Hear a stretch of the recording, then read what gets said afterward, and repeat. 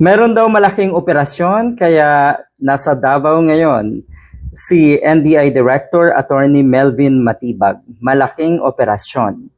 Sino ba? Ano bang naiisip natin sa ganitong klaseng operasyon? May huhulihin ba? Kasi naka-alerto lahat oh. Ibig sabihin mukhang seryoso. Seryoso etong NBI Director na maging successful etong operation na ito. At ang iniisip ng marami sa atin, mukhang si Bato ang tutugisin. Wala namang duda na nasa Davao itong si Bato dahil alam naman nating lahat na lahat ng tumatakas sa batas ng mga alipores na itong si Duterte, ng mga Duterte, ay sa Davao naglulungga. So ayan na nga ba, ang sinasabi natin.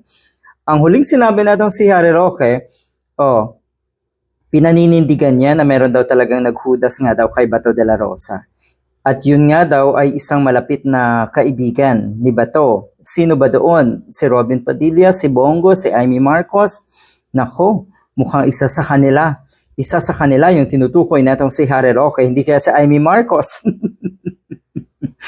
Hindi kaya si Robin Padilla, kapalit ng baka may kapalit, sakali, ganyan naman ang kalakaran eh. Ika nga, panapanahon lang talaga yan. Malaking operasyon.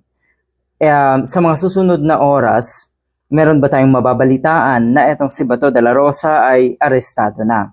Kung tutuusin, pabor ito kay Bato na siya ay maaresto na. Kaysa naman yung tinatawag na prolonged agony. Mahirap ang isang nagtatago, di ba? Napakahirap niyan. At sa tingin ko, ang kalagayan ngayon ni Bato ay pahirap ng pahirap habang siya ay tinutugis. Maigi pa noong una sana na inilabas yung warrant of arrest nung siya ay nasa Senado. Siguro mas maigi pa na nakipag-cooperate na lang siya. Baka sakali, yung sinasabi niya or yung tapang-tapangan niya noon ay isipin ng mga kababayan natin na totoo nga. Di ba? Sabi ni Bato madalas ay bullshit like that. Interpol, ICC, Make My Day, Trillanes, at napakarami pa pong iba. Ngayon, sige nga, subukan natin itong si Director Matibag. Meron na bang sinabi itong si Bato na make my day, Mr. Matibag? Good luck.